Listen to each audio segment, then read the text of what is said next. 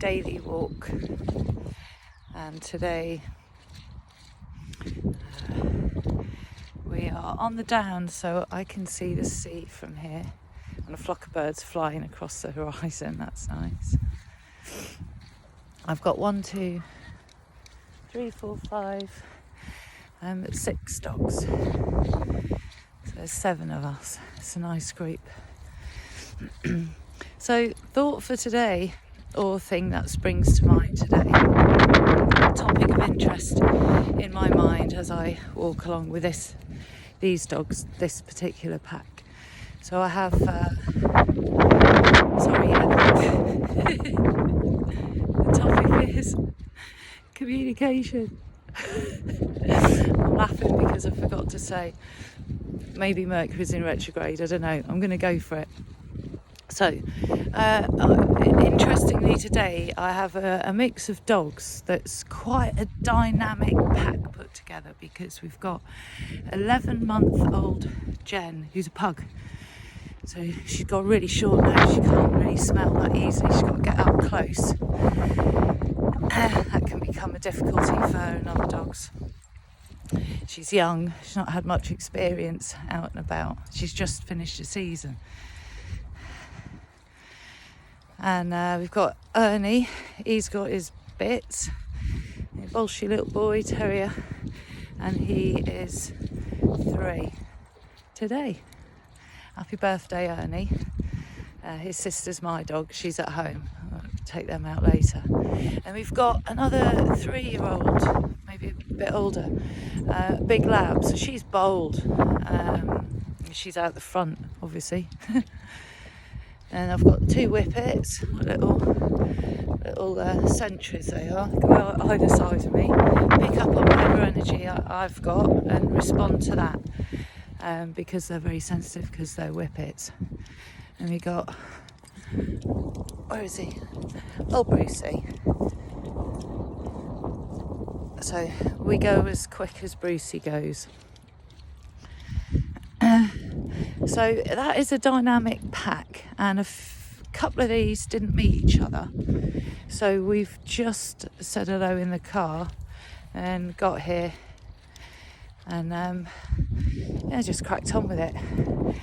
So communication being topic of interest, I've watched Indy, big black lab, female, 3 years old, coming to her strongest, have a conversation with 11-month, very strong, inexperienced and snub-nosed pug. Beautiful conversation. And then eye contact with me afterwards. It's like, yeah, we're all mates and finding out who each other is. And Ernie, he wants to wind up either of the girls. They smell very good. Yeah, I'm talking about you, Ernie. So they have their conversations extremely subtly. And I've got to change direction because we're coming to a load of workmen. So you might hear a bit of banging.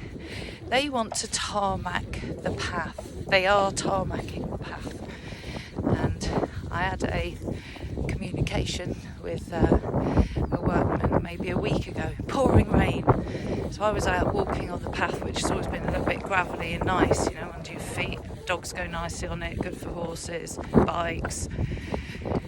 And never slippy or anything. And I said, oh, what, are you tarmacking this?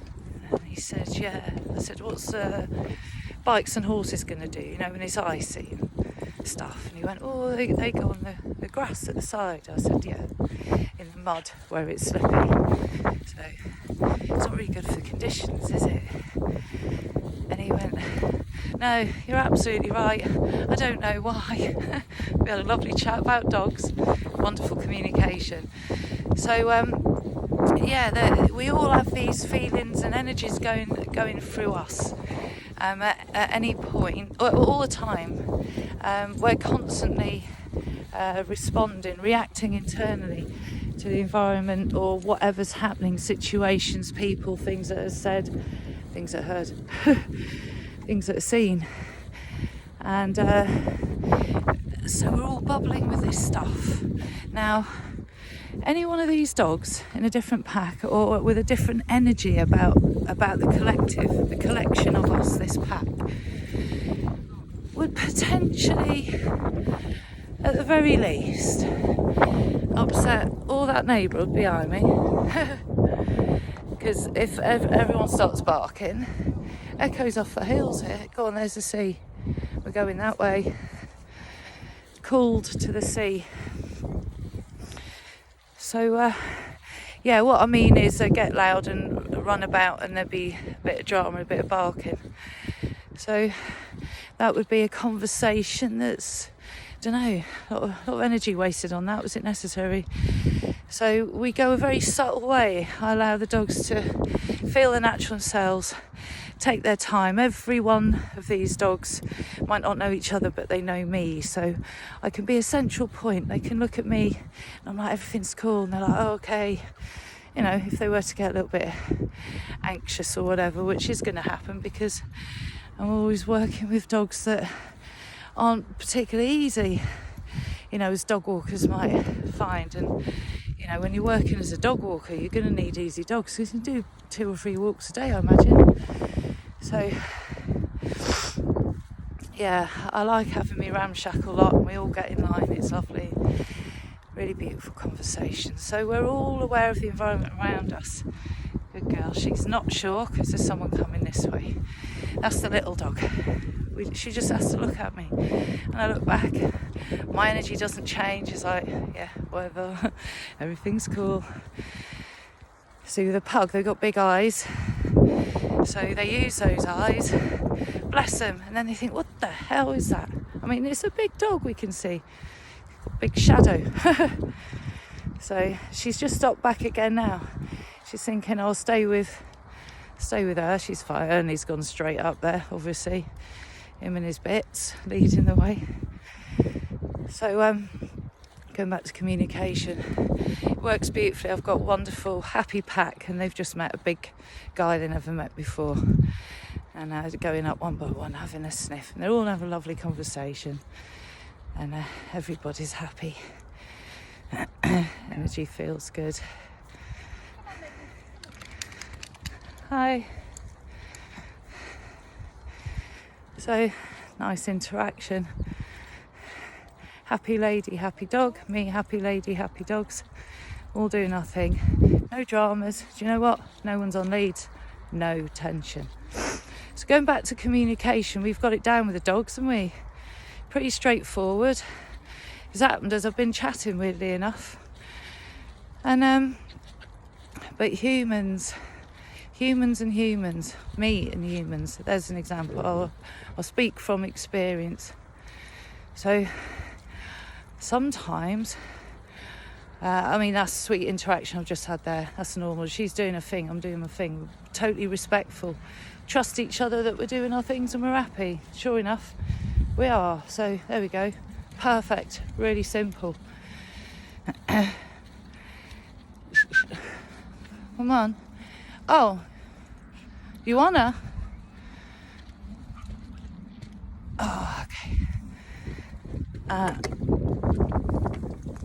So I've just had an indication from the dogs to come through a gate. Now, we wouldn't normally come this way through the gate, but we go back through that gate after we go into a place I call Scuba's Spot, which has actually got the best view. And you know what, these guys have thought, do we want to get up there, have a run around? I'm always particularly happy in that spot. Ernie! I have to loudly communicate with Ernie there because we're all going through a gate. Not only that, he's taking a bit of interest in some birds, so he's back now. Pete, come on. Maybe you can hear them. See, they're having their communication. They're like, can you back off and go in that field where you run around? Because this field's our field. So we have, it's not a problem. Everyone's happy. So, me, animals, cool. Me, kids are good because they'll show you the truth. If you know, even if they're not speaking. I'm not saying any kids are lie. They learn that. They learn that from adults. But sometimes kids want to clam up because they know they've got no control over anything. You know, but you can see, they'll show you, like a dog, they'll show you the truth. Adults.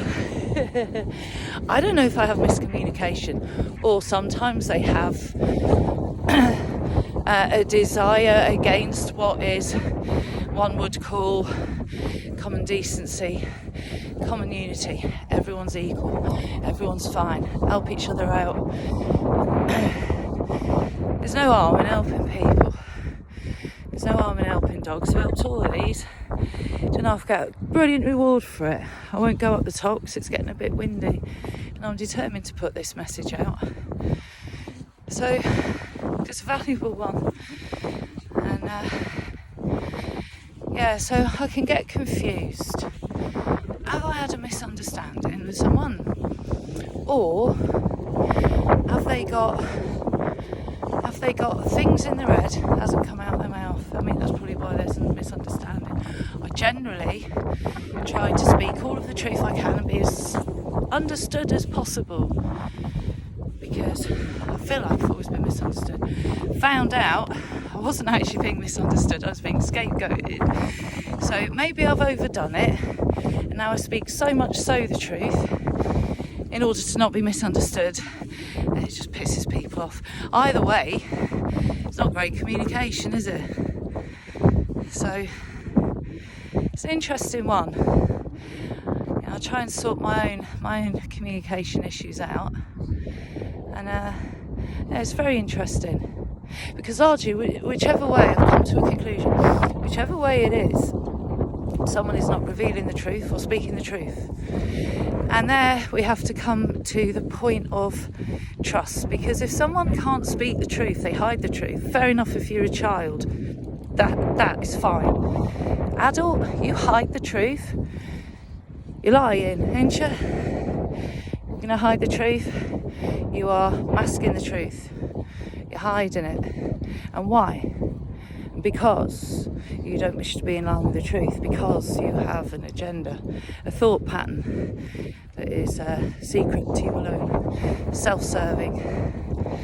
So fascinating, because that's the be all and end all of it. So for me, I'm like, okay, if I have a miscommunication, someone didn't want to be as open and honest as me, you know, maybe someone disagrees with me, and I'm so okay with having that conversation. You know, open my mind, open my eyes. Let me see how much I do stand my ground on this and that. You know, we all have to grow, we all have to learn. You know, but hiding the truth or speaking not the truth is our